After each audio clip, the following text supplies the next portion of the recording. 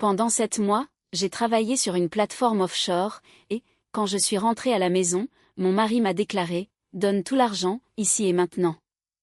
Ma mère veut une nouvelle voiture, et c'est pour aujourd'hui. » Ma belle-mère se tenait à côté, l'air parfaitement satisfaite. J'ai posé mon sac par terre, j'ai prononcé une seule phrase, et ils sont tombés des nues.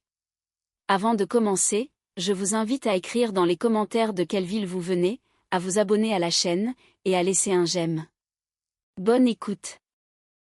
Lucille Cresson se tenait devant le hublot de sa cabine, et regardait l'immensité sombre de la mer du Nord. Il ne restait que 3 jours avant la fin de sa rotation, et chaque minute s'étirait, longue comme une heure. 7 mois sur la plateforme pétrolière de l'Étoile du Nord avaient filé, comme une seule et longue journée épuisante. Ici, le travail de géologue exigeait un dévouement total. Chaque matin, debout à 5 heures, et chaque soir, au travail jusqu'à une heure tardive, analyse d'échantillons, rapports, calculs interminables. Mais le salaire, au moins, en valait largement la peine.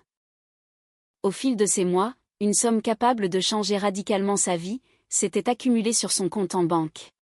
Lucille rêvait d'ouvrir un petit atelier de couture dans sa ville natale de Bordeaux, où elle pourrait créer des vêtements sur mesure. Elle avait des mains en or, un véritable goût artistique, mais il lui avait toujours manqué le capital de départ. « Lucille, tu as encore la tête dans les nuages ?» l'interpella Marine, une collègue du département voisin, en s'approchant. « La maison te manque ?» « Oh que oui, elle me manque, » soupira Lucille.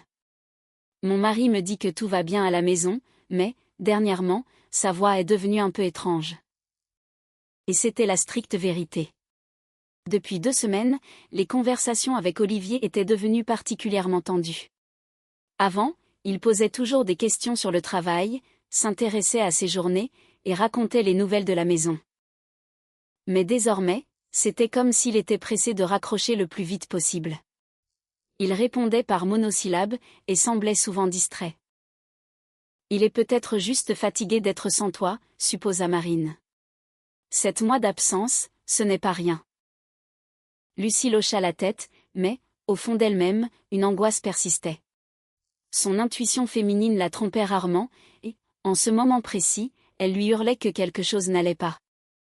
Le soir, une fois son service terminé, Lucille décida de vérifier son compte bancaire, via l'application de son téléphone. Ce qu'elle vit à l'écran, la força à s'asseoir lourdement sur le bord de son lit.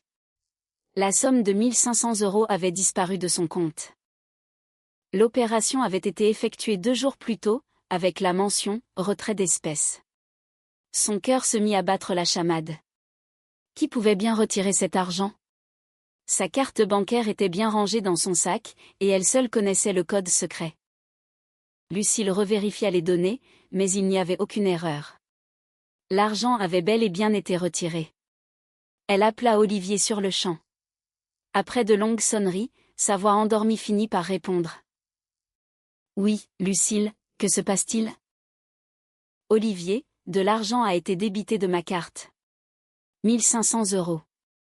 Tu ne saurais pas ce qui se passe, par hasard ? » Un silence s'installa. Un silence beaucoup trop long. « Je ne sais pas, c'est sûrement une erreur de la banque. Appelle-les demain, ils régleront ça. » Mais l'opération indique clairement un retrait d'espèces. Qui a pu retirer mon argent ? Lucille, je te dis que c'est une erreur. Ne te monte pas la tête pour rien. Comment ça se passe au travail ?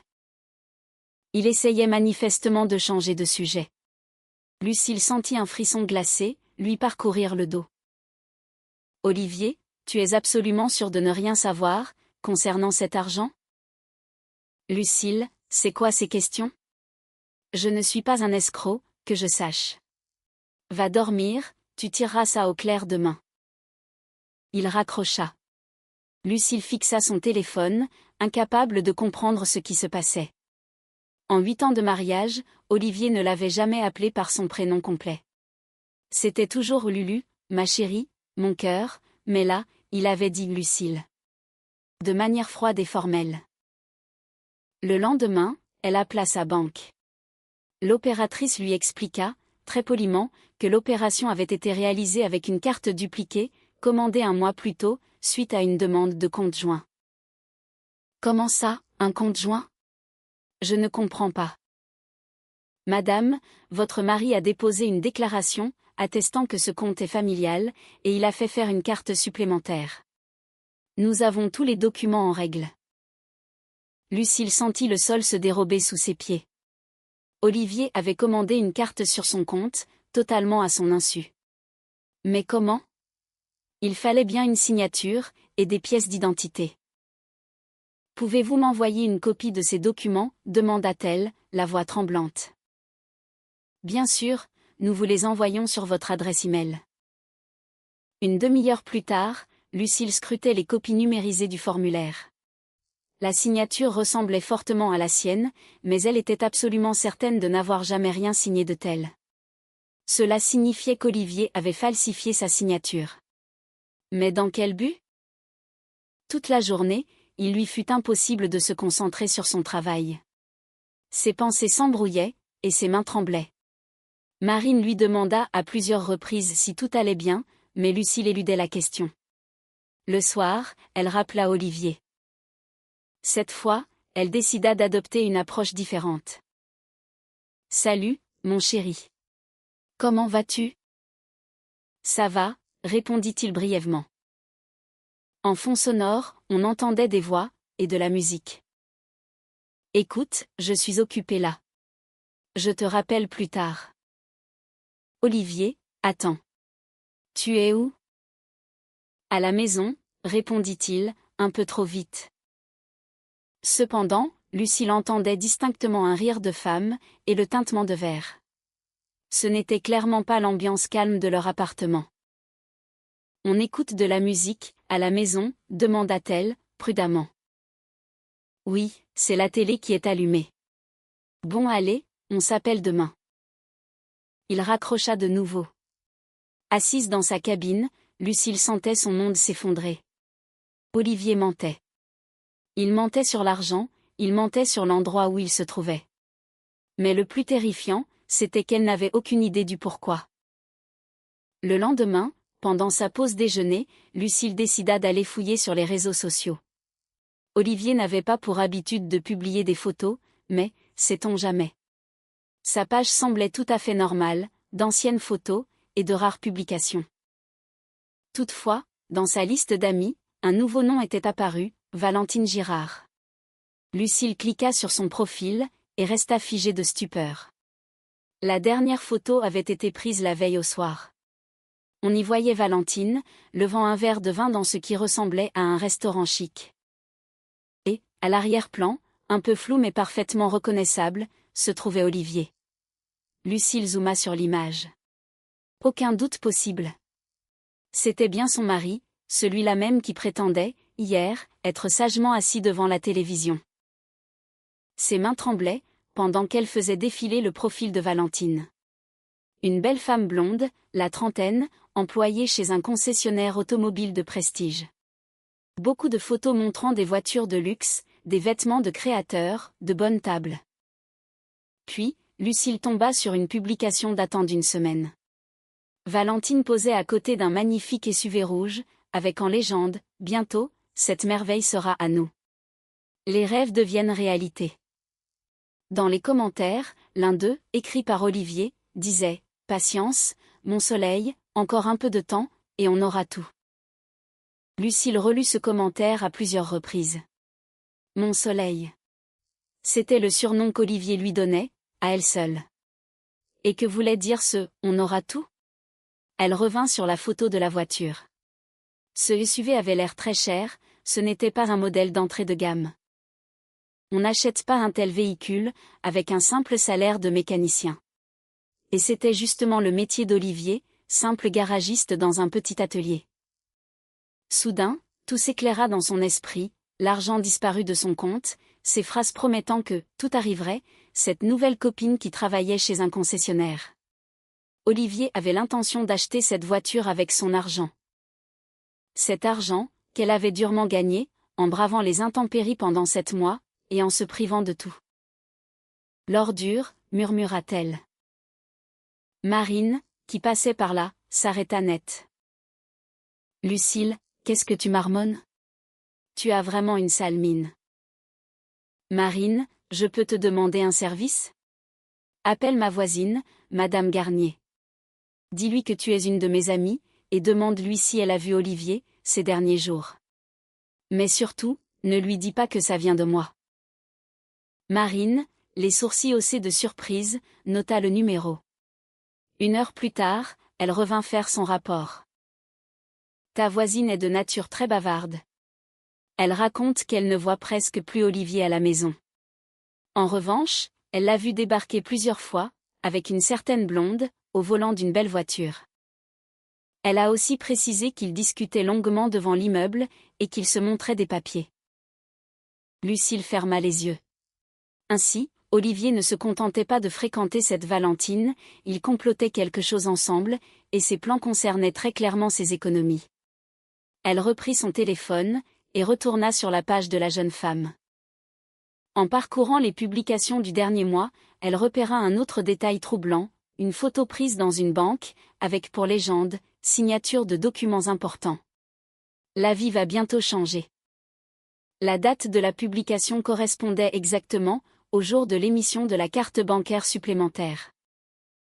Les salauds. Lâcha Lucille. Désormais, le puzzle était complet. Valentine travaillait chez un concessionnaire automobile, elle s'y connaissait donc en dossier, en crédit, et en formalités administratives. C'était elle qui avait aidé Olivier à falsifier la signature, pour obtenir cette carte, et maintenant, il prévoyait de vider son compte pour acheter cette voiture. Lucille repensa au solde de son compte. Presque 70 000 €. C'était largement suffisant pour une très belle voiture, et il en resterait encore. Cet argent, qui devait lui servir de fondation pour son atelier de couture, pour son indépendance. Elle appela immédiatement la banque, exigeant le blocage de la carte d'Olivier. Malheureusement, nous ne pouvons pas bloquer la carte du cotitulaire, sans son accord exprès, répondit l'opérateur. Mais la signature a été falsifiée. Dans ce cas, vous devez déposer plainte à la police, et nous fournir une attestation pour fraude. À ce moment-là seulement, nous pourrons bloquer la carte. Lucille savait pertinemment que de telles démarches prendraient un temps, qu'elle n'avait malheureusement pas. Il ne restait qu'1 jour avant la fin de sa rotation, et le trajet de retour prendrait encore 24 heures. D'ici là, Olivier pouvait tout rafler. Elle prit alors l'initiative de virer la quasi-totalité de la somme sur un autre compte, ne laissant que 500 € sur le premier. Qu'il croit que c'était tout ce qu'il restait. Le soir même, c'est Olivier qui l'appela. Sa voix trahissait une certaine tension. Lucille, il n'y a pas un problème avec ta carte? Parce que j'ai essayé de retirer de l'argent tout à l'heure, et le distributeur affiche un solde insuffisant. Quel argent essayais-tu de retirer? Demanda Lucille, d'un ton glacial. Ben, je pensais prendre un peu de liquide, pour faire les courses. Il y a bien plus d'argent que ça, sur ta carte. Sur ma carte, c'est mon argent, Olivier. C'est moi qui l'ai gagné, pas toi. Lucille, nous sommes une famille, voyons. C'est quoi cette histoire de « tiens » et de « mien » ? Tout est à nous deux. À nous deux. Lucille sentit la colère monter en elle. Et qui a trimé pendant 7 mois sur une plateforme en pleine mer? Qui se levait à 5 heures du matin, pour travailler jusqu'à la nuit tombée? Ça aussi, c'est à nous deux? Mais pourquoi tu réagis comme ça? Moi aussi je travaille. Vraiment? Et où sont les fruits de ton dur labeur? Pourquoi fouilles-tu dans mon porte-monnaie? Olivier resta silencieux, puis bredouilla, hésitant. Lucille, qu'est-ce qui t'arrive? Tu es devenue agressive. Je suis juste devenue plus intelligente, Olivier. Et tu sais quoi? Ne m'appelle plus, on se verra à la maison. Elle coupa la communication, et se mit à pleurer. Pas de chagrin, mais de pure rage. 8 ans de mariage. 8 ans à faire confiance à cet homme, qui se révélait n'être qu'un vulgaire escroc. Marine s'approcha, et lui passa un bras réconfortant autour des épaules. Lucille, qu'est-ce qui se passe? Mon mari a décidé de dépenser mes économies pour offrir une voiture à sa maîtresse, répondit-elle à travers ses larmes. Quoi? Tu en es sûre? Lucille lui montra les photos du profil de Valentine et lui expliqua l'histoire de la carte et des débits. Quel parasite! S'indigna Marine. Et qu'est-ce que tu comptes faire? Je ne sais pas encore, mais une chose est sûre, je ne les laisserai pas dilapider mon argent.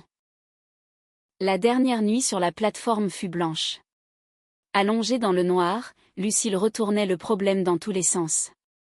Elle aurait pu essayer d'avoir une explication avec Olivier, de crever l'abcès, d'exiger la vérité. Mais elle savait pertinemment qu'il nierait en bloc, qu'il mentirait, et qu'il inventerait des excuses ridicules. Mieux valait opter pour une autre stratégie. Elle savait pour Valentine, elle connaissait leur projet. Elle avait donc un temps d'avance. Au petit matin, pour son dernier jour de rotation, Lucille passa plusieurs coups de téléphone. D'abord, elle contacta le concessionnaire, pour se faire confirmer qu'une certaine Valentine Girard y travaillait bien. Ensuite, elle appela une amie avocate à Bordeaux, pour savoir comment protéger son patrimoine en cas de divorce. Ma chérie, le plus important, c'est de prouver que cet argent a été gagné par toi seule, lui expliqua son amie. As-tu des fiches de paie, un contrat de travail? Oui, j'ai tout ça. Dans ce cas, ces fonds sont considérés comme ton patrimoine propre, et non comme des biens communs. Personne n'a le droit d'en disposer, sans ton consentement écrit. Cette information apaisa légèrement Lucille. Sur le plan juridique, elle était couverte. En fin de journée, l'hélicoptère qui devait les ramener à terre arriva. Assise près du hublot, Lucille regardait l'océan s'éloigner. 7 mois de sa vie restaient là, en contrebas. 7 mois de travail acharné, de solitude, de rêve de retour. Alors qu'à la maison, seul un traître l'attendait. Le vol pour Bordeaux partait le lendemain matin. Lucille passa la nuit dans un hôtel de l'aéroport, sans fermer l'œil, peaufinant son plan de bataille. Elle avait décidé de ne pas prévenir Olivier de son retour anticipé. Elle voulait voir ce qu'il ferait, s'il la pensait encore loin. Au matin, bien installée dans l'avion, Lucille sortit son téléphone, et composa le numéro du fixe de chez elle. C'est Olivier qui décrocha. Allô? C'est moi, Lucille. Tu appelles d'où? De l'aéroport. J'attends mon vol, j'arriverai ce soir. Parfait, je viendrai te chercher. Ce n'est pas la peine, je me débrouillerai. Je suis vraiment épuisée. Comme tu voudras. Tout est prêt à la maison, j'ai même fait les courses. Lucille eut un sourire jaune. Évidemment qu'il était prêt. Prêt à accueillir la femme qu'il s'apprêtait à dépouiller. L'avion atterrit à Bordeaux à 15 heures. Lucille prit un taxi, mais au lieu de rentrer chez elle, elle se rendit chez son amie Céline, qui habitait dans un quartier voisin. Lucille. Quelle bonne surprise, s'exclama Céline. Lucille lui déballa toute l'histoire. Céline écoutait, les yeux de plus en plus écarquillés. Non mais quel salaud, c'est Olivier. Résuma-t-elle. Et c'est quoi ton plan? Je veux les prendre la main dans le sac. Je parie qu'ils vont se voir aujourd'hui, pour régler les détails de l'achat, et que demain, ils iront chez le concessionnaire. Et après? Et après, je vais leur offrir un tel spectacle, qu'ils s'en souviendront jusqu'à la fin de leur jour. Lucille demanda à Céline de la déposer devant son immeuble, sans l'accompagner. Elle voulait surprendre Olivier à l'improviste. À 18 heures, elles se garèrent devant l'entrée. Olivier ne l'attendait pas si tôt, elle pouvait donc monter discrètement, pour voir ce qu'il trafiquait. Lucille gravit les marches jusqu'à son étage, et tendit l'oreille devant sa porte. Des voix résonnaient à l'intérieur, une voix d'homme et une voix de femme. Olivier n'était pas seul. Très doucement, elle glissa la clé dans la serrure, et entrebâilla la porte. La discussion provenait de la cuisine. Demain matin, on file au salon, disait Olivier. Je retirerai l'argent de sa carte, cette nuit. Et si elle te pose des questions, demanda la voix féminine. Je lui dirai que ce sont nos économies familiales. De toute façon, elle ne sait même pas exactement combien il y a sur le compte. Olivier, et si elle refuse? Elle ne refusera pas. Elle n'a pas le choix, de toute façon. Je suis son mari, j'ai le droit de gérer les finances du foyer.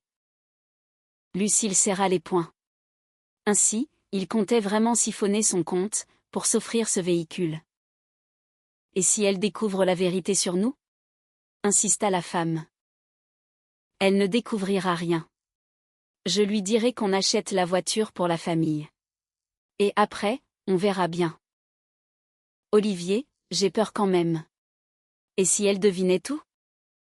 Valentine, n'aie pas peur. Ma femme est un petit mouton docile. Elle a bossé comme une mule pendant 7 mois, sans jamais se plaindre. Les femmes comme elle, supportent tout pour préserver leur famille. Lucille sentit son sang bouillir. Un petit mouton docile. Qui supporte tout. C'était donc ainsi qu'il l'apercevait. Silencieusement, elle referma la porte, et redescendit rejoindre Céline. Alors, demanda son ami. Exactement comme je l'avais prévu. Il est là-haut avec sa blonde, en train d'organiser le détournement de mes fonds, pour demain. Et tu vas faire quoi, maintenant? Lucille sortit son téléphone, et appela Olivier. Coucou mon chéri. Je suis bien arrivée à Bordeaux, mais mon vol a eu du retard. Finalement, je ne serai à la maison que demain matin. Oh, quel dommage. La voix d'Olivier trahissait un immense soulagement. Mais ce n'est rien, on se verra demain. Bien sûr, demain. Tu m'as tellement manqué. Lucille raccrocha, et sourit à Céline. Demain matin, je leur réserve une surprise, qu'ils ne sont pas prêts d'oublier. Lucille passa la nuit chez Céline, mais le sommeil la fuyait. Ses pensées tournaient en boucle autour d'une seule obsession, quelle était la meilleure façon de régler son compte à Olivier, et à sa petite amie. Elle aurait pu faire un scandale retentissant, ou simplement demander le divorce en silence, et diviser les biens au tribunal. Mais Lucille voulait beaucoup plus. Elle voulait leur faire comprendre, à qui ils avaient affaire. Au matin, elle contacta sa banque, et apprit que la veille au soir, une tentative de retrait d'un montant important avait eu lieu, mais que l'opération avait été bloquée, à cause du plafond journalier. Olivier avait essayé de retirer 3 000 €, mais la banque n'en avait autorisé que 500. Quel petit malin, marmonna Lucille. Il a décidé de ne pas prendre de risques, et de retirer l'argent petit à petit. Elle demanda à la banque de lui envoyer le relevé détaillé de sa carte, pour le dernier mois.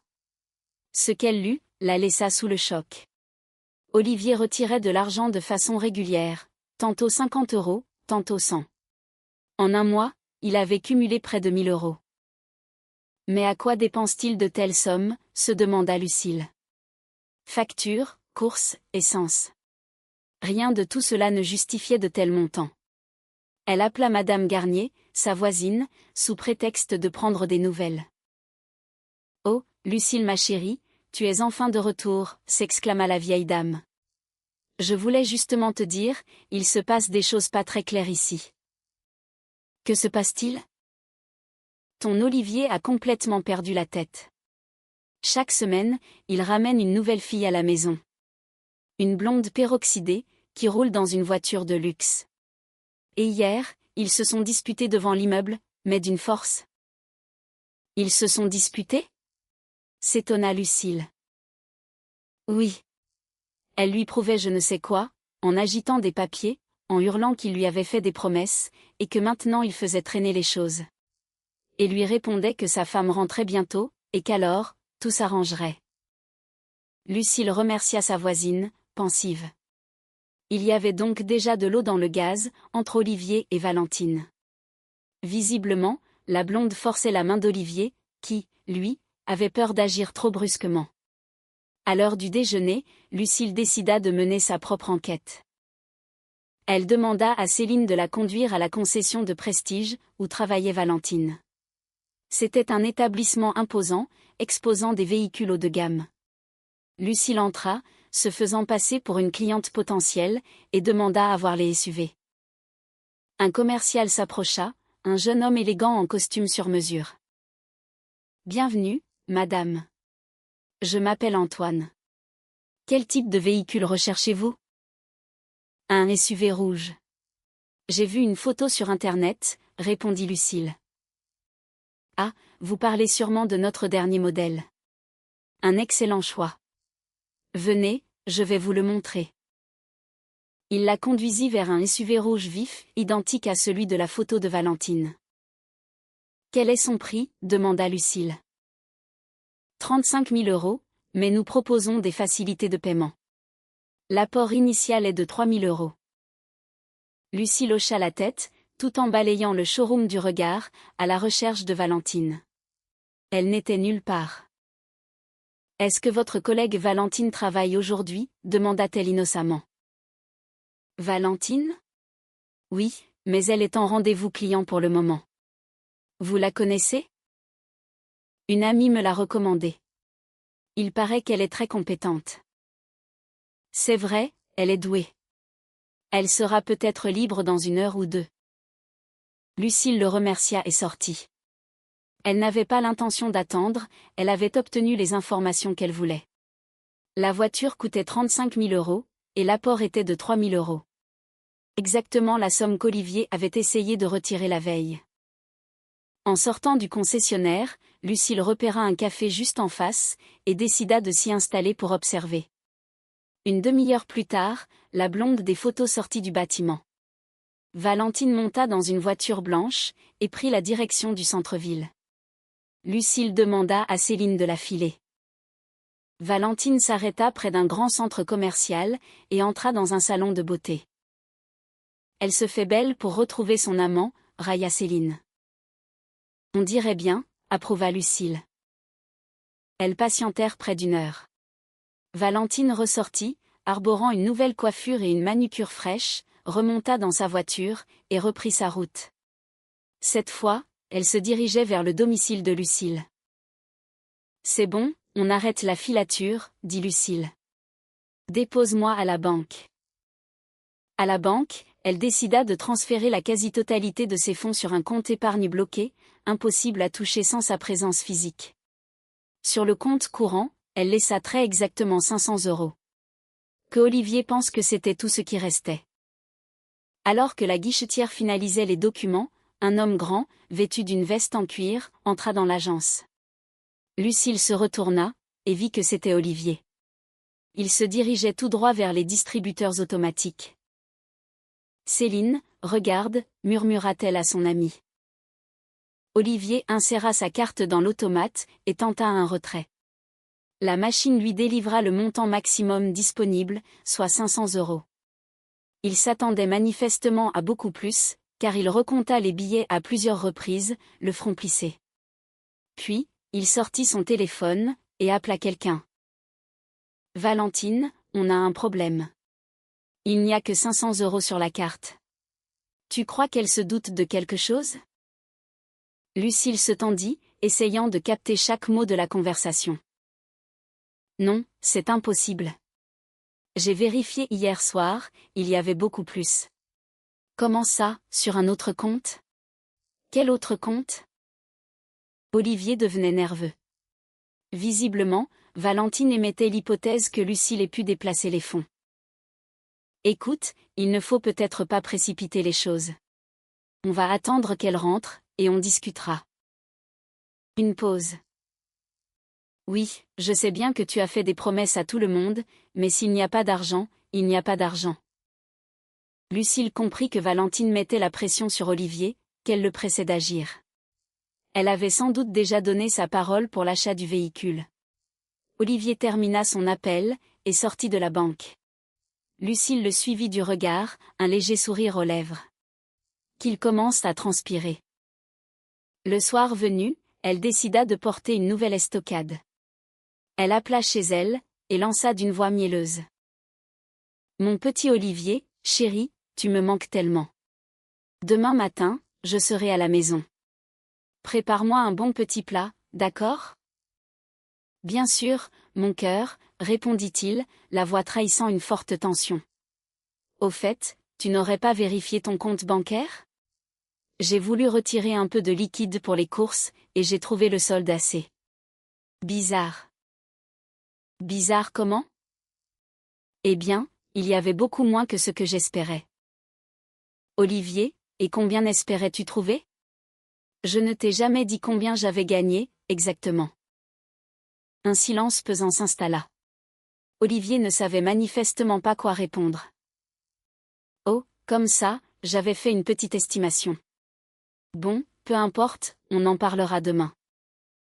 Oui, on en parlera, très certainement, répondit Lucille, le ton lourd de sous-entendu. Après cet appel, elle ressentit une étrange satisfaction. Olivier paniquait, ses plans tombaient à l'eau. C'était jouissif. Mais le plus intéressant se produisit 1 heure plus tard.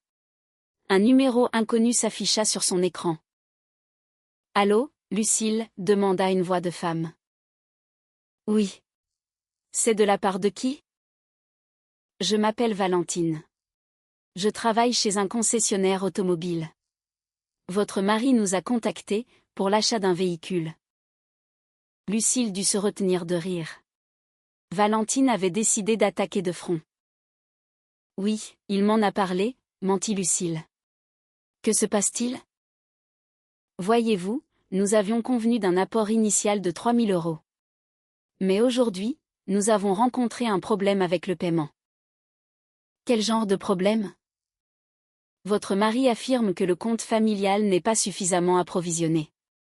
Auriez-vous, par hasard, transféré ces fonds vers d'autres comptes ? » Lucille fut stupéfaite par l'audace de la blonde, appeler la femme de son amant, pour lui demander où elle cachait son argent. « Et en quoi cela vous regarde-t-il ? » demanda-t-elle froidement. « Eh bien, nous avons déjà préparé les papiers, et réservé le véhicule. Si le paiement n'est pas effectué demain, nous devrons le céder à d'autres clients. » « Je vois. Et Olivier est-il au courant de votre appel ? » Une légère hésitation se fit sentir au bout du fil. « Non, j'ai préféré clarifier la situation moi-même. Il m'a dit que vous alliez bientôt rentrer, et que tout serait réglé. » « Effectivement, je rentre demain matin. Nous réglerons alors toutes ces questions. » « Parfait. Nous vous attendons donc demain au salon. »« J'y serai, sans faute, » promit Lucille avant de raccrocher. Valentine voulait manifestement forcer le destin. Elle avait ses propres projets pour cet argent, et refusait d'attendre. Lucille appela Céline. « Écoute, tu pourrais me déposer chez moi demain matin ? Je veux leur faire une petite mise en scène. » « Avec grand plaisir. » « À quelle heure ? » 9 heures tapantes. Ils seront sûrement à la maison, en train de planifier leur visite chez le concessionnaire. Céline accepta. Lucille s'endormit avec la certitude que la journée du lendemain serait mémorable. Au réveil, elle passa en revue son plan d'attaque, avec une précision chirurgicale. D'abord, les surprendre ensemble dans l'appartement, ensuite, exposer tous les détails de leur combine, et enfin, porter le coup de grâce. À 8 heures, elle appela Olivier. « Mon chéri, je suis déjà à l'aéroport, j'attends un taxi. Je serai à la maison dans 1 heure. »« D'accord, je t'attends. » La panique perçait dans la voix d'Olivier. Lucille sourit. 1 heure, c'était largement suffisant pour que Valentine ait le temps de déguerpir. Sauf que Lucille avait prévu d'arriver beaucoup plus tôt. À 8h30, Céline se gara devant l'immeuble. « Prête pour la bataille ? » demanda son amie. « Plus que jamais, » répondit Lucille, avec une détermination sans faille. En arrivant sur son palier, elle perçut des voix étouffées, provenant de l'appartement. Elle glissa la clé dans la serrure, et écouta attentivement. « Elle va arriver d'une minute à l'autre, » disait Olivier. « Le plus important, c'est de rester sûr de nous. Pas de doute, pas d'excuse. »« Je comprends, » répondait Valentine. « Mais si jamais elle refuse ? » ?»« Elle ne refusera pas, Lucille n'aime pas les conflits, elle va râler un peu, puis elle finira par céder. »« Et si elle s'obstine ? » ?»« Alors, c'est ma mère qui lui parlera. Elle a des méthodes de persuasion très efficaces. » Une troisième voix, féminine mais plus âgée, s'éleva alors. « Ne t'en fais pas, ma grande. Je sais comment parler à mes belles-filles. Elle me remettra tout l'argent, et elle me dira merci par-dessus le marché. Lucille sourit avec amertume. La belle-mère était donc dans le coup, elle aussi. Une véritable entreprise familiale de détournement de fonds. Elle ouvrit la porte à la volée, et pénétra dans l'entrée. Les voix se turent instantanément. « Olivier, je suis rentrée !» cria-t-elle bien fort. Des pas précipités résonnèrent dans le salon, et Olivier apparut. Valentine le suivait de près, talonnée par une femme petite et ronde, d'une 50aine d'années, au regard fuyant. C'était sa belle-mère, Geneviève, que Lucille n'avait croisée qu'à de rares occasions en 8 ans de mariage. Geneviève se tenait fièrement à côté de Valentine, hochant la tête avec approbation.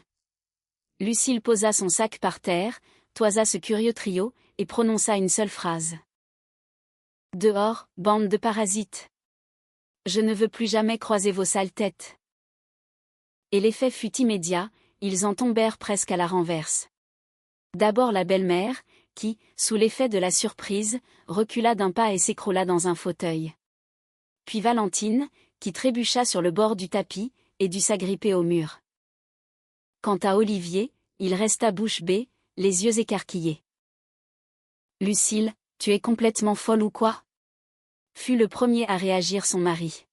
« Au contraire, pour la première fois en 8 ans, j'ai retrouvé toute ma lucidité, » répondit-elle, d'un calme olympien. La belle-mère s'extirpa du fauteuil, rouge de colère. « Comment oses-tu parler ainsi à tes aînés ? Je suis ta belle-mère. »« Vous n'êtes rien pour moi, » rétorqua calmement Lucille. « Et vous n'êtes certainement plus de ma famille. » Lucille, mais qu'est-ce qui vous prend ? Tenta d'apaiser Valentine, en adoptant un ton mielleux. Nous voulions simplement discuter de nos affaires de famille. De quelles affaires de famille ? Ironisa Lucille. Du fait que vous passez 3 mois à planifier comment dépenser mon argent ? Du fait que mon mari falsifie ma signature à la banque ?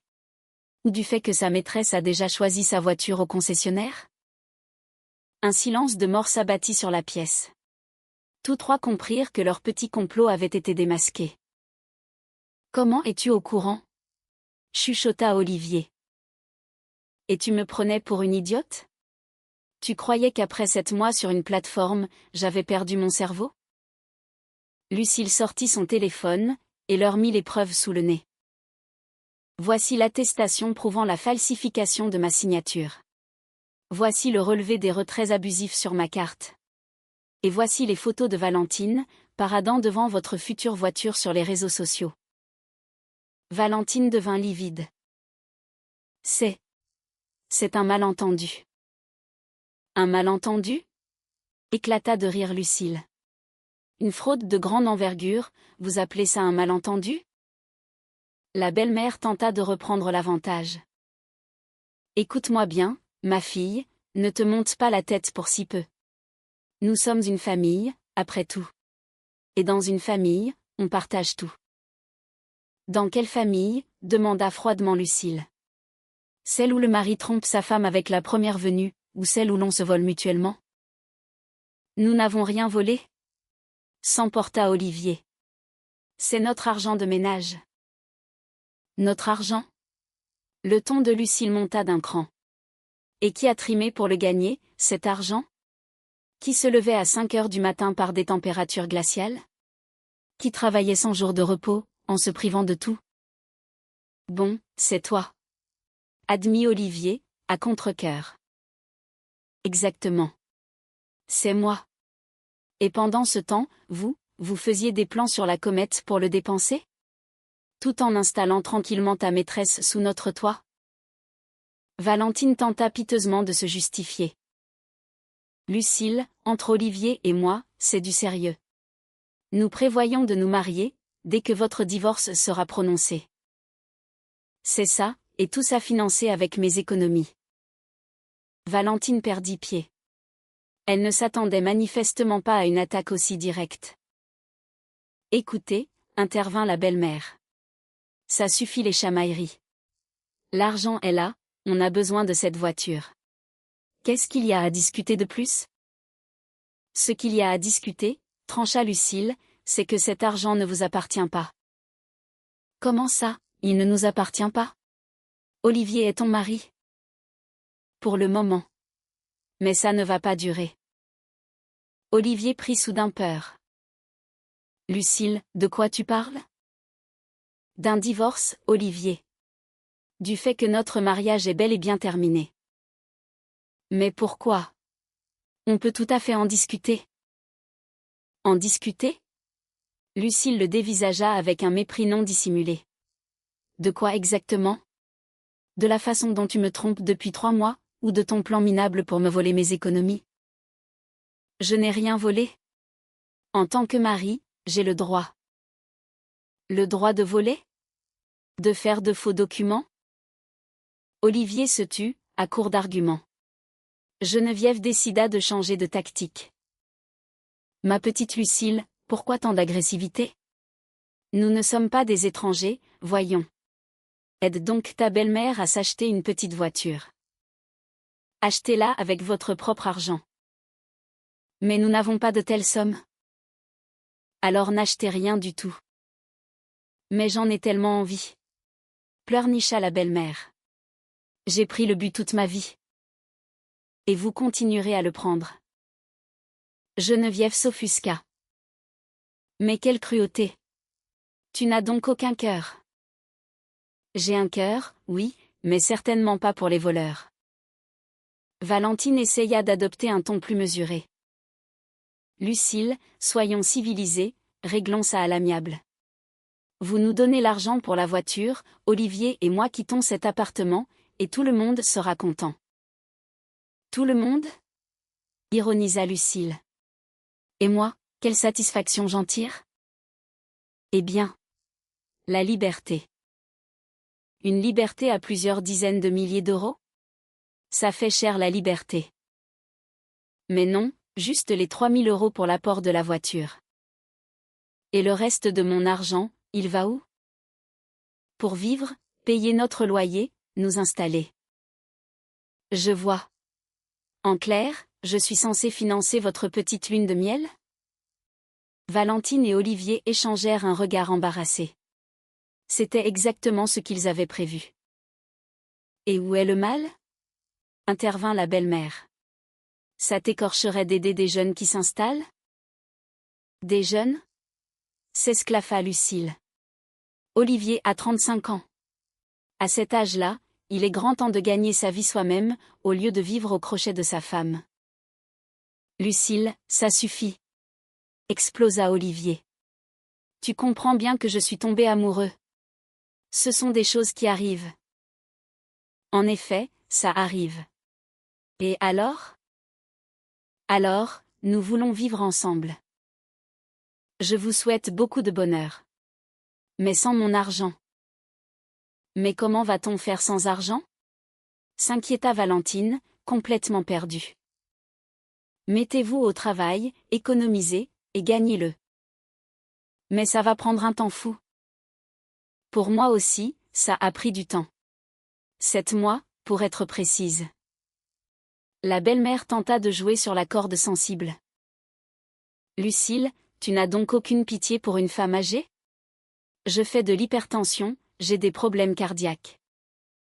Et moi, j'ai eu mal au dos pendant 7 mois, à cause d'un travail épuisant. Personne ne s'est apitoyé sur mon sort. Mais toi tu es jeune. C'est ton devoir de subvenir aux besoins des autres. Olivier décida de changer de cap. Lucille, et si on réessayait? On se pose calmement, on discute de tout ça. Discuter de quoi? De notre mariage. On n'est peut-être pas obligé de divorcer? Lucille le regarda, abasourdie. Olivier, tu veux sauver notre mariage? Oui. En gardant Valentine sous le coude? Non, sans elle. J'ai compris que j'avais fait une erreur. Valentine bondit comme si elle avait été piquée. Comment ça, sans moi? Et nos projets? Et ma voiture? Oublie la voiture, Valentine. Il n'y aura pas d'argent. Olivier, tu ne peux pas me faire ça. Tu me l'avais promis. Les plans ont changé. Folle de rage, Valentine pivota, et asséna une gifle magistrale à Olivier. Espèce de lâche. Dégonflé. Tu n'es même pas un homme. Olivier se tenait la joue, hébété. Valentine, qu'est-ce qui te prend? J'ai perdu 3 mois de ma vie avec toi, et à la première difficulté, tu baisses les bras. Mais qu'est-ce que tu veux que je fasse? Sois un homme, bon sang. Pas une vulgaire serpillière. La belle-mère prit aussitôt la défense de son fils. Et, la petite, ne crie pas sur mon Olivier. Vous, taisez-vous. C'est de votre faute. C'est vous qui lui avez appris à vivre en parasite sur le dos des autres. Valentine attrapa son sac à main, et se dirigea vers la porte à grands pas. Avant de sortir, elle se retourna une dernière fois. Vous savez quoi? Vous êtes tous des gens pitoyables. Olivier est un lâche, sa mère est une rapia, et sa femme est une égoïste finie. La porte claqua violemment. Valentine venait de partir, laissant Olivier et sa mère seuls, face à une épouse furieuse. Eh bien voilà, soupira Geneviève. Cette pauvre fille est toute contrariée. Laissez-la se contrarier, dit froidement Lucille. Et maintenant, fichez le camp. Vous aussi. Comment ça, qu'on fiche le camp? S'indigna la belle-mère. C'est très simple. Vous prenez vos jambes à votre cou, et vous sortez de mon appartement. Mais je suis la mère d'Olivier. Et alors? Je ne vous ai jamais autorisé à venir ici. C'est Olivier qui m'a invité. Olivier n'est plus le maître des lieux. La belle-mère se tourna vers son fils, l'air indigné. Olivier, tu vas la laisser me parler sur ce ton?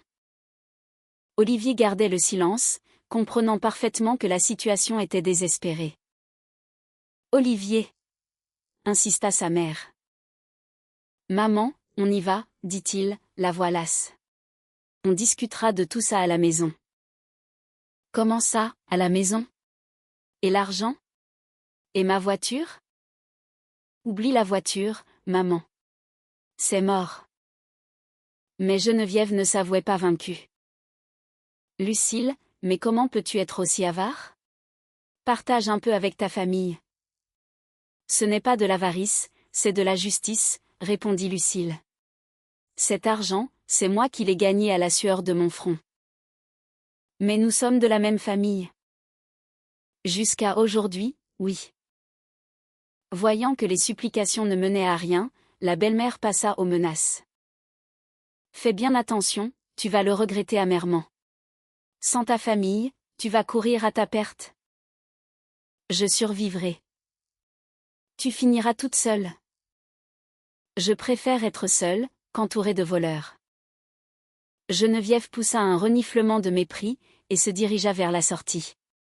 Olivier la suivit, la tête basse. Olivier, l'interpella Lucille. Il se retourna. Oui. Dès demain, tu déposes les papiers du divorce. Sinon, je m'en charge moi-même. Lucille. Dès demain, Olivier. Et je t'interdis de remettre les pieds dans cet appartement. Il hocha la tête, et franchit le seuil. La porte se referma, et Lucille resta enfin seule. Elle marcha jusqu'au salon, s'assit dans un fauteuil, et tenta de digérer les événements. En l'espace d'une demi-heure, sa vie entière avait basculé. Elle n'avait plus de mari, plus de belle-mère, plus de belle famille. En revanche, elle avait conservé son argent, son appartement, et, surtout, son amour-propre. Elle prit son téléphone, et appela Céline. C'est terminé. Je les ai tous mis à la porte. Et comment tu te sens? C'est étrange. J'ai l'impression d'avoir gagné une grande bataille, mais je ressens quand même de la tristesse. C'est une réaction tout à fait normale. C'est quand même 8 ans de vie commune. Oui. 8 ans d'illusion, surtout. Et maintenant, quel est le programme? Maintenant, je vais vivre pour moi. Je vais ouvrir mon atelier de couture, comme je l'avais prévu. C'est la meilleure décision que tu puisses prendre. Lucille raccrocha, et regarda autour d'elle. Désormais, cet espace n'appartenait qu'à elle. Plus personne ne lui dicterait comment dépenser son argent, ni qui fréquenter. Le soir même, elle commença à planifier son avenir, finaliser le divorce d'abord, puis trouver un local pour son atelier, et acheter le matériel nécessaire. Elle avait les fonds et le savoir-faire, c'était amplement suffisant pour démarrer. Une semaine plus tard, Olivier l'appela. « Lucille, j'ai déposé les papiers du divorce. » « Très bien. » Dis, on ne pourrait pas en discuter une dernière fois. J'ai compris beaucoup de choses. C'est trop tard, Olivier. Ma décision est prise. Mais je te dis que j'ai compris mon erreur. Tu n'as pas compris ton erreur, tu as juste compris ses conséquences. Ce n'est pas du tout la même chose. Olivier garda le silence un instant, puis demanda d'une voix faible. Et je vais vivre où, moi? Chez ma mère, c'est minuscule. C'est ton problème. Débrouille-toi. Lucille, sois un peu humaine, s'il te plaît. Je suis humaine. Contrairement à d'autres. Elle raccrocha sèchement. Olivier ne la rappela plus. Le divorce fut prononcé rapidement, et sans esclandre. Conscient que toute tentative serait vouée à l'échec, Olivier ne réclama rien du patrimoine. Lucille finit par trouver le local idéal pour son atelier, en plein centre-ville.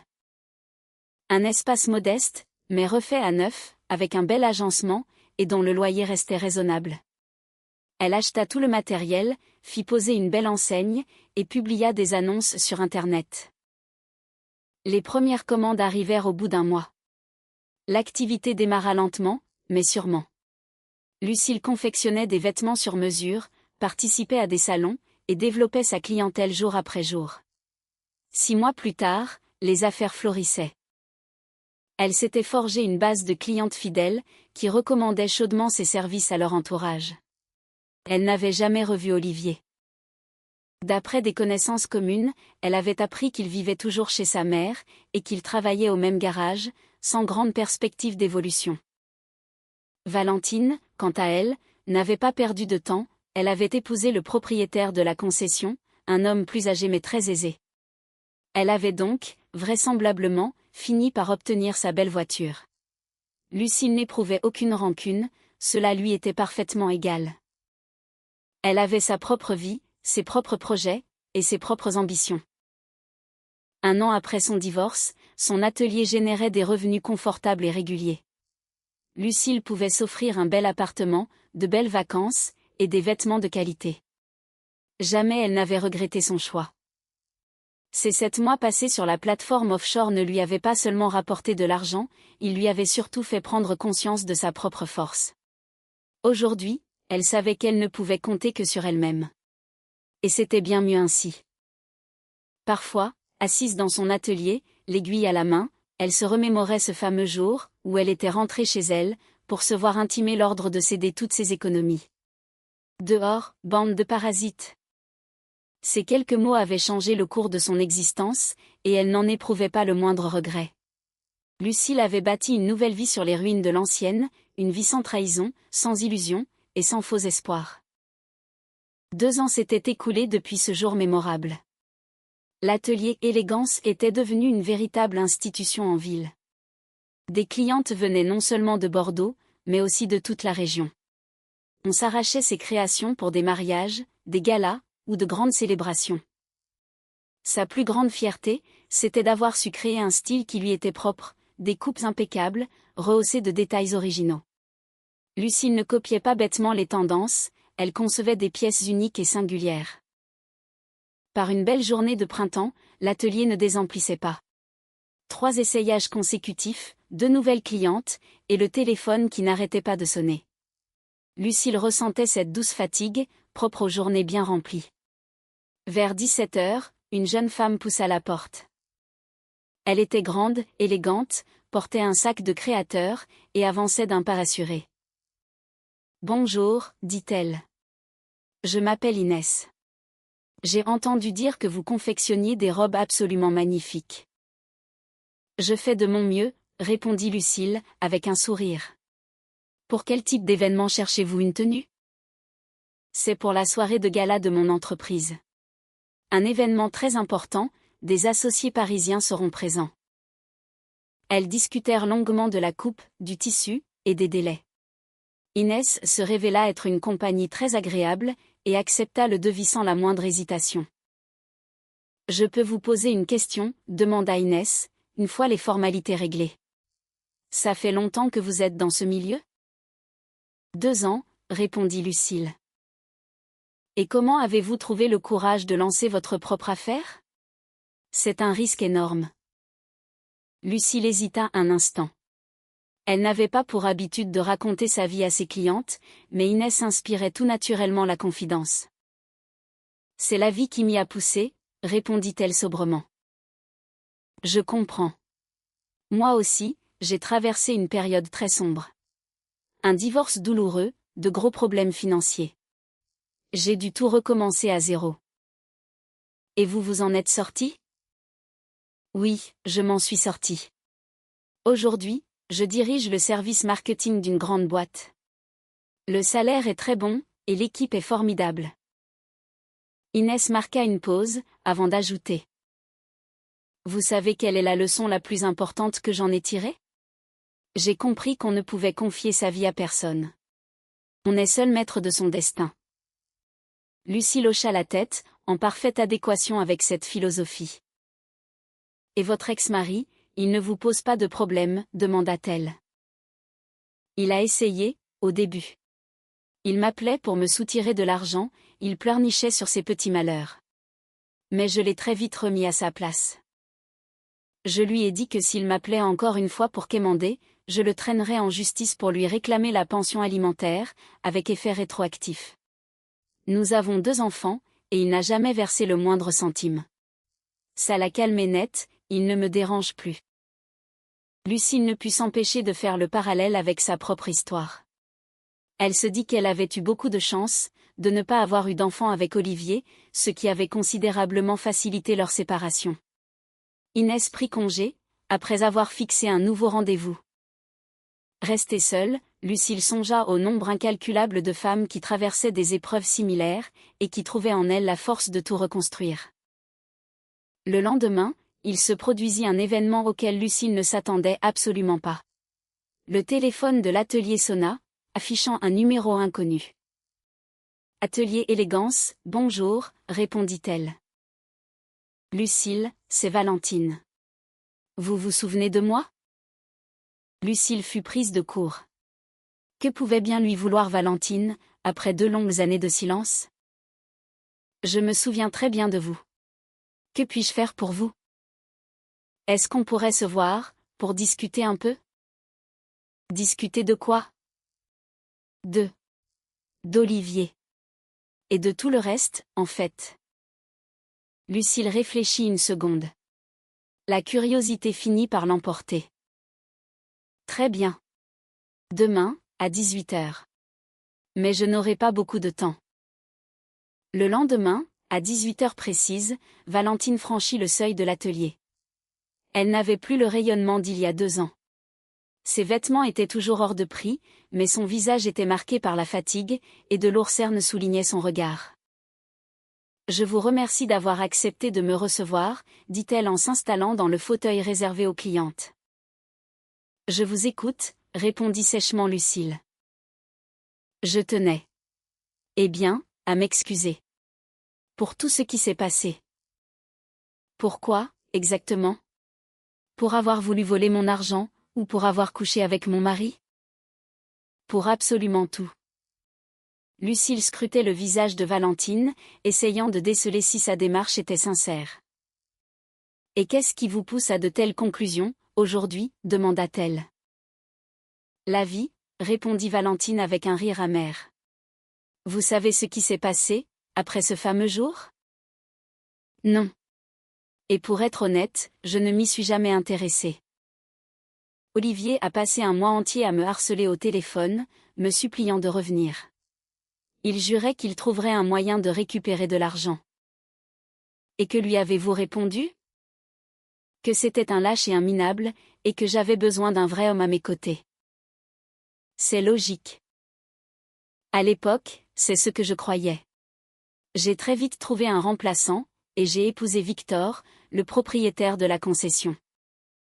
Vous avez donc eu votre fameuse voiture. Je l'ai eue, oui. Ainsi qu'un bel appartement, des manteaux de fourrure, et des bijoux. Magnifique. Alors, où est le problème? Valentine resta silencieuse un instant, avant de murmurer. Victor s'est avéré être un monstre. C'est un despote, un tyran. Il contrôle mes moindres faits et gestes, et chaque centime que je dépense. Je vis dans une véritable prison dorée. Demandez le divorce. C'est impossible. Notre contrat de mariage stipule qu'en cas de séparation, je repars les mains totalement vides. Lucille haussa les épaules. C'est votre choix, et ce sont vos problèmes. Lucille, je sais que je suis mal placée pour vous demander ça, mais pourriez-vous me donner un conseil? Lequel? Comment me sortir de ce cauchemar? Lucille observa Valentine, songeant aux caprices de l'ironie du sort. Il y a 2 ans, cette femme manigançait pour la dépouiller, et aujourd'hui, elle venait pleurer sur son épaule. Valentine, vous êtes une adulte. Réglez vos problèmes vous-même. Mais vous y êtes bien arrivée. Vous avez divorcé, monté votre entreprise. Sauf que moi, je n'ai jamais trompé mon mari, et je n'ai jamais cherché à m'accaparer l'argent des autres. Valentine rougit violemment. C'est vrai, je vous l'accorde. Mais les gens changent. J'ai compris beaucoup de choses depuis. Comme quoi? Qu'on ne peut pas bâtir son propre bonheur sur le malheur d'autrui. Que l'argent n'est finalement pas si important. Que le plus vital, c'est de trouver un partenaire qui vous aime, et qui vous respecte. Ce sont de très belles leçons. Dommage qu'elles arrivent un peu tard. Lucille et Olivier. Savez-vous ce qu'il devient? Je n'en ai pas la moindre idée, et je m'en fiche éperdument. Je vois. Valentine marqua une hésitation, puis demanda. Et vous, êtes-vous heureuse? Lucille réfléchit sérieusement à cette question. Était-elle heureuse? Je suis pleinement satisfaite de ma vie, répondit-elle enfin. Ce n'est pas tout à fait la même chose. Pour moi, c'est exactement pareil. Valentine se leva lentement. Bon, je vous remercie de m'avoir écouté. Et encore une fois, pardonnez-moi pour tout le mal que je vous ai fait. Elle se dirigea vers la sortie, mais fit volte-face avant de franchir la porte. Lucille, et si les choses s'étaient passées autrement, ce jour-là? Si Olivier vous avait parlé franchement de divorce, sans essayer de vous voler, l'auriez-vous aidé à refaire sa vie? Lucille resta silencieuse un long moment, pesant sa réponse. Je n'en sais rien, finit-elle par dire. Peut-être. Mais de toute façon, on ne le saura jamais. Après le départ de Valentine, Lucille ressassa longuement cette conversation. Éprouvait-elle des regrets? Regrettait-elle d'avoir tranché si radicalement les liens avec son passé? Non, absolument aucun. Elle avait pris la seule bonne décision. Le mois suivant fut marqué par une autre visite, tout aussi inattendue. Une dame âgée se présenta à l'atelier, et se présenta sous le nom de Marie-France, la mère d'Olivier. Ne me confondez surtout pas avec cette Geneviève, s'empressa-t-elle de préciser. Je suis la première épouse de son père. Olivier est mon fils biologique, mais nous avons coupé les ponts depuis très longtemps. Lucille se crispa. Que pouvait bien attendre cette femme d'elle? Je vous écoute, répondit-elle poliment. Je suis venue vous parler d'Olivier. Je sais que vous avez divorcé, et j'en connais les raisons. Je tenais à m'excuser, en son nom, mais surtout au mien. Et pourquoi vous excusez-vous, vous? Pour avoir fait un si mauvais travail dans son éducation. Pour l'avoir laissé devenir un homme lâche et irresponsable. Marie-France paraissait épuisée, consumée par la maladie. Elle parlait d'une voix frêle, cherchant ses mots avec difficulté. Je n'ai pas vu mon fils depuis une éternité, poursuivit-elle, mais on m'a dit qu'il avait touché le fond.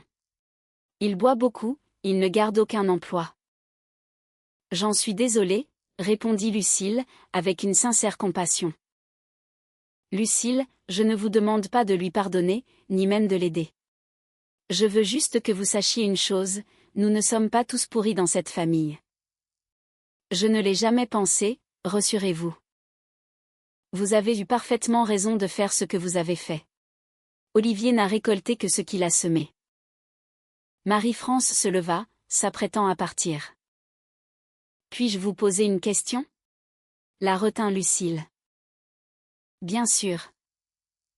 Pourquoi êtes-vous venu me voir, aujourd'hui ? Qu'est-ce qui a changé ? Je suis très malade. Un cancer.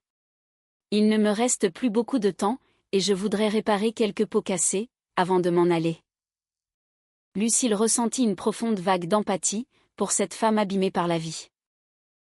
Marie-France, Olivier est-il au courant de votre état de santé ? Il le sait, oui, mais il refuse de venir me voir. Il m'en veut toujours de ne pas avoir cautionné ses choix de vie. Peut-être devriez-vous essayer de l'appeler ? Je l'ai fait, maintes fois. Il filtre mes appels. Lucille réfléchit un instant. Elle n'éprouvait plus aucun sentiment pour son ex-mari, mais cette mère ne méritait pas de payer pour les fautes de son fils. Si vous le souhaitez, je peux lui faire passer le message. Lui dire que vous cherchez à le voir, proposa-t-elle doucement. Vous feriez ça pour moi ? Oui. J'ai gardé le numéro de l'un de ses amis. Marie-France fondit en larmes. Merci infiniment. Vous êtes une personne d'une grande bonté. Le soir même, Lucille tint sa promesse. Elle appela l'ami en question, et lui transmit la requête de la vieille dame. Le lendemain, on la rappela pour l'informer qu'Olivier avait accepté de se rendre au chevet de sa mère. Lucille fut soulagée d'avoir pu se rendre utile. Cela n'avait plus rien à voir avec sa vie sentimentale, c'était simplement une bonne action, un acte d'humanité pure. Le temps reprit son cours. L'atelier tournait à plein régime, et Lucille envisageait sérieusement de s'agrandir. Pourquoi ne pas louer le local mitoyen, et embaucher une assistante ? De nouvelles rencontres jalonnaient sa vie, ainsi que des projets passionnants. Elle s'inscrivit à des cours de stylisme, pour maîtriser de nouvelles techniques de coupe. Côté cœur, il n'y avait rien de concret pour le moment, mais cela ne la contrariait aucunement. Elle connaissait désormais sa valeur, et ne comptait pas se brader pour le premier venu. Un soir d'automne, alors qu'elle verrouillait la porte de l'atelier, elle aperçut une silhouette familière de l'autre côté de la rue. Olivier se tenait là, immobile, le regard fixé sur elle. Lucille finit de fermer, et se tourna vers lui. Olivier traversa prudemment, et s'approcha. « Salut, Lucille » murmura-t-il, l'air gauche et hésitant. « Salut. » Il avait une mine épouvantable. Amaigri, les cheveux grisonnants, engoncés dans des vêtements bon marché et usés. Il n'était plus que l'ombre de l'homme qu'elle avait épousé autrefois. « Je voulais te remercier, dit-il, pour avoir fait le lien avec ma mère. » De rien. C'est normal. Elle s'est éteinte la semaine dernière. Toutes mes condoléances. Un lourd silence s'installa entre eux. Lucille attendait qu'il crache le morceau. Lucille, je voulais te dire. J'ai compris que j'avais eu tort. Sur toute la ligne. C'est une bonne chose que tu l'aies compris. Même s'il est un peu tard. Oui, il est beaucoup trop tard. Et toi, tout va bien pour toi ? Très bien, oui. Je suis content pour toi. Olivier resta planté là encore un instant, puis soupira. Bon, je vais y aller. Je voulais juste te dire merci. Olivier, l'appela Lucille, alors qu'il faisait demi-tour. Oui. Reprends-toi en main. Trouve-toi un boulot décent, et arrête la boisson. Ta vie n'est pas encore finie, tu sais. Il hocha lentement la tête, et s'éloigna dans la nuit. Elles ne se recroisèrent plus jamais. Lucille resta un long moment à l'observer s'éloigner, songeant à l'étrange ironie de leur destin croisé, depuis ce fameux divorce. Elle avait choisi de se battre, et elle avait triomphé. Lui, s'était complu dans l'apitoiement, et avait tout perdu. Finalement, la vie est profondément juste, chacun y récolte ce qu'il a semé. Et elle avait semé les graines de la liberté, du succès, et du respect d'elle-même. Un trésor infiniment plus précieux que tout l'argent du monde.